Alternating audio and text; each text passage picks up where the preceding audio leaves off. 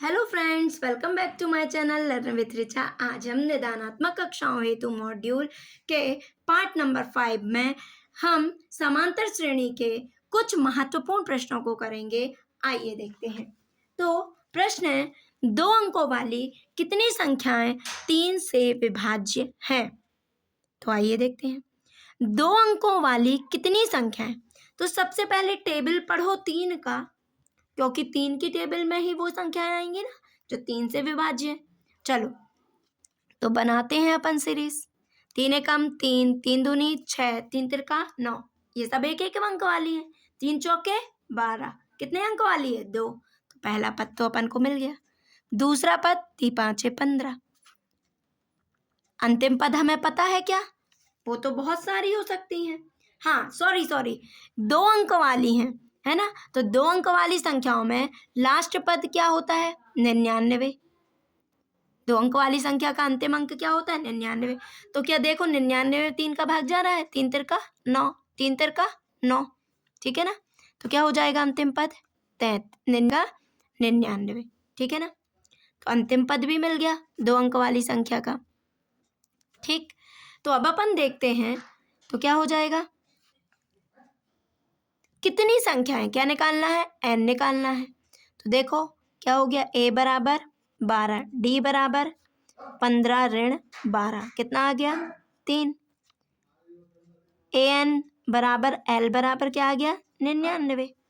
ठीक है ना। ठीक है ना। अब क्या हो जाएगा? n बराबर ज्ञात करना है। तो an बराबर a plus n minus 1 into T. an क्या है? 99। a क्या है? 12। n नहीं पता। d कितना है? 3।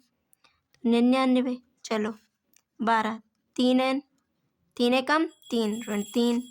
तो 12 में से 3 गए, 9 धन 3 n।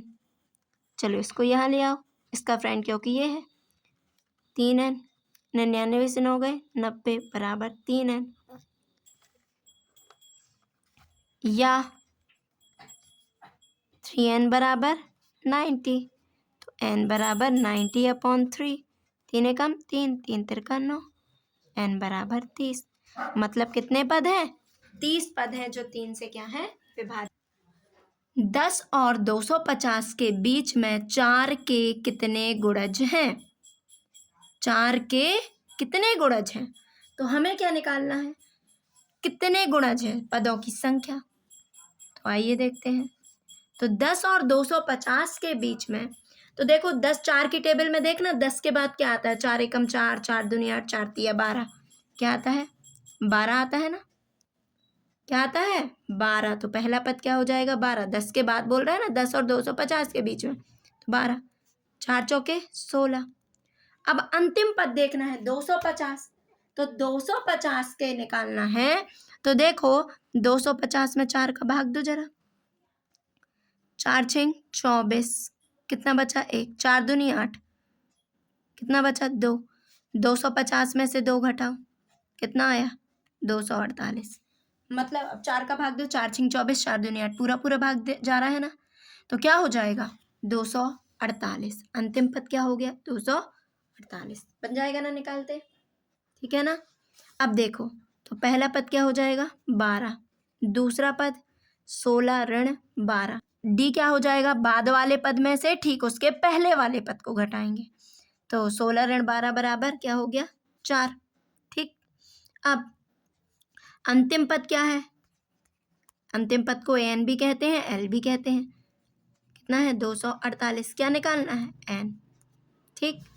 तो क्या होता है? ए एन बराबर A plus N minus 1 into T. चलो एन कितना है? 248। ए कितना है? 12 धन एन कितना है? नहीं पता। डी कितना है? 4। ठीक। 248 बराबर 12 धन 4 एन। 4 एकम 4 ऋण 4। तो 12 में से 4 गए 8 धन 4 एन। 248। ठीक। अब ये यहाँ आएगा, इसका फ्रेंड ये है। तो 248 ऋण 8 बराबर 4 एन। ठीक है ना। तो 248 में से 8 गए 240 बराबर 4 एन। यहाँ कर लेते हैं हम, या 4n बराबर क्या हो गया 240, ऐसा भी लिख सकते हैं ना। तो n बराबर क्या हो जाएगा 240/4, 4 एकम 4, 4 छः 24, कितना आ गया 60। कितनी हो जाएगी पदों की संख्या बताओ। तो क्या हो जाएगी 10 और 250 के बीच में 4 के 60 गुणज हैं। कितने गुणज हैं 60।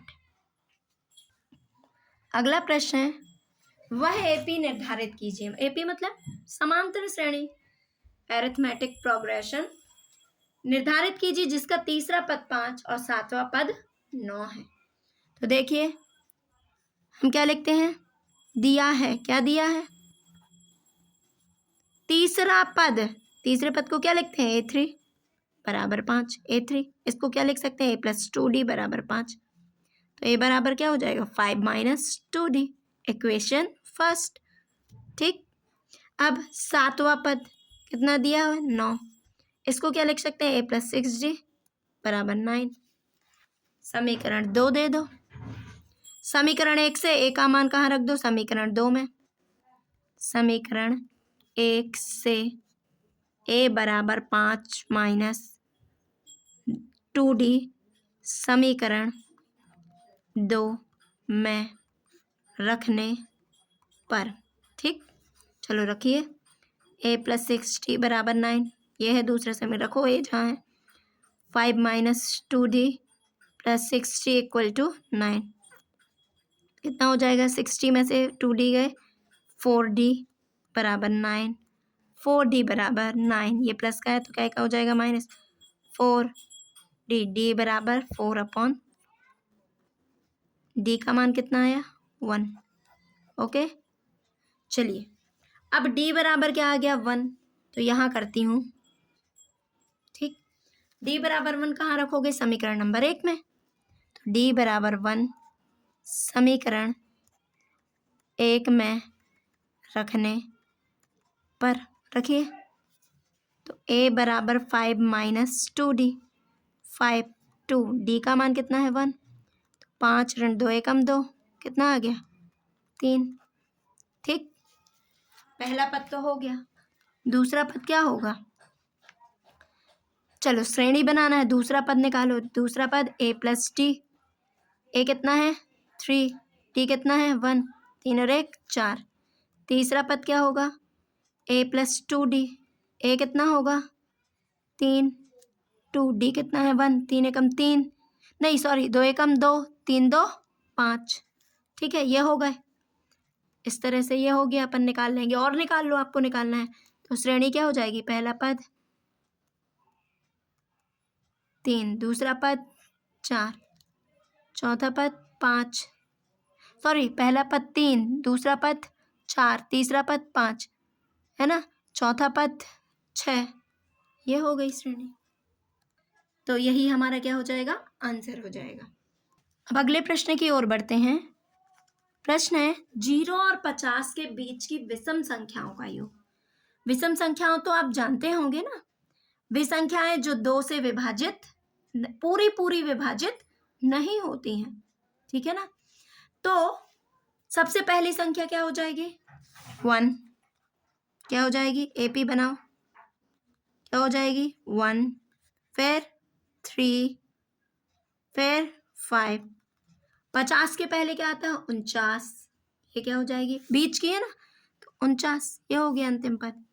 क्या निकालना है योग, तो सबसे पहले a बराबर क्या है 1, d बराबर बाद वाले पद में से ठीक उसके पहले वाले पद को हटाओ, 3 ऋण 1 कितना हो गया 2, है ना। अंतिम पद क्या है an बराबर l बराबर 49। क्या निकालना है n कितना है n नहीं पता है ना, तो n निकालो सबसे पहले तो, ठीक है ना। तो an बराबर a + n-1 into d। an कितना है 49, a कितना है 1 धन d कितना है n नहीं पता, d कितना है 2, 49 बराबर 1 धन 2n ऋण 2n। सॉरी, 2 एकम 2 ऋण 2, तो 2 में से 1 गए, 1, लेकिन बड़ी संख्या माइनस की है तो माइनस, 2n 49, तो 49 धन 1, इस साइड आएगा तो धन का हो जाएगा 2n, 49 और 1 50, 2n, या 2n बराबर 50, 50n बराबर 50/2, 2 एकम 2, 2 दूनी 4, 1 बचे 2 पंचे 10, n बराबर क्या हो गया 25। क्या निकालना है? योग Sn बराबर n/2 a प्लस l, ये है ना सूत्र। जब अंतिम पद पता है, n नहीं पता था ये भी लगता, इसलिए हमने निकाल लिया। n क्या है 25/2, a कितना है 1, l कितना है 49। चलो यहाँ जाओ, 25/2, 49 और 1 50, 2 एकम 2, 2 दूनी 4, 1 बचा 2 पंचे 10, 25 25 625, तो योग कितना हो जाएगा 625 Sn। ठीक है ना, 0 से 50 तक की विषम संख्याओं का योग कितना आएगा 625, यही हमारा क्या होगा आंसर। n का मान 25, तो अपन ने यहाँ 25 लिया, ठीक है। S 25 कितना हो गया 625, ठीक। तो 0 से 50 के बीच की विषम संख्याओं का योग कितना आया 625, ठीक है। तो अगला प्रश्न है, n के किस मान के लिए दोनों समांतर श्रेणियों 63, 65, 67 और 3, 10, 17 के nवें पद बराबर हैं। मतलब nवां पद, ऐसा कौन सा nवां पद है जिसमें ये क्या होंगे बराबर होंगे, ठीक है ना nवें पद। तो आइए देखते हैं पहली समांतर श्रेणी, इसको मान लेते हैं AP1, ठीक। क्या हो गई 63, 65, 67, ठीक ना।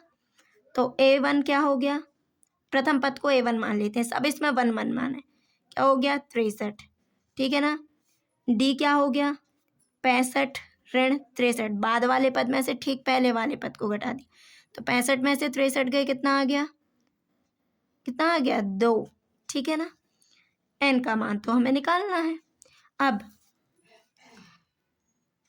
ये हो गया, अब इसका nवां पद क्या है A1 plus n-1 into D1, ठीक। सबको क्या माने हैं अपन ने A1 D1 पहली श्रेणी के लिए, तो A1 का मान कितना है 63 धन n-1, D1 कितना है 2, ठीक है ना। अब अगली श्रेणी के लिए निकालते हैं, AP2 मान लेते हैं इसको, ठीक। तो क्या है दूसरी श्रेणी 3, 10, 17, ओके। तो A2 मान लें इसको, A2 का मतलब ये नहीं है कि दूसरा पद, अब यहाँ हम पहला पद ही मान रहे हैं, ठीक है ना। तो A2 मान लिया अपन इसको 3, ठीक, प्रथम पद ही है ये, हमने इसको नाम दिया है प्रथम पद को A2। D2 कितना हो जाएगा 10 ऋण 3, कितना हो जाएगा 7, तो इसका भी nवां पद निकालो, A2 plus n-1 into D2, A2 कितना हो जाएगा 3 धन n-1, D2 कितना है 7। अब क्या बोल रहा है nवें पद बराबर होंगे किस मान के लिए, तो आइए देखते हैं प्रश्नानुसार,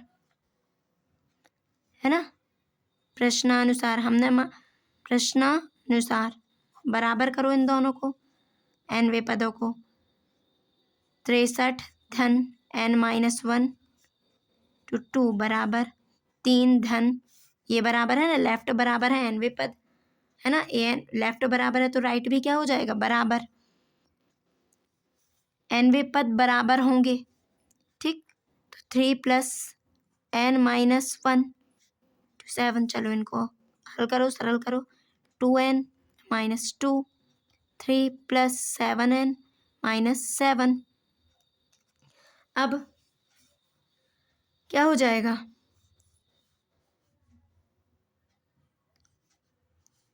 3 धन 2n बराबर 7 में से 3 गए 4, लेकिन बड़ी संख्या ऋण की है, धन 7 है तो क्या हो जाएगा 61। ये ऋण का है तो इस साइड आएगा धन का, इसको ले चलो 7n माइनस 2n, 7 में से 2 गए 5n, 61 4 65, 65/5 बराबर n, 5 एकम 5 एकम 5, 5 दिया 15, 13 बराबर n या n बराबर 13 किसके लिए होंगे, अर्थात जब n का मान 13वां होगा, 13वें पद के लिए n के मान क्या होंगे, ये बराबर होंगे।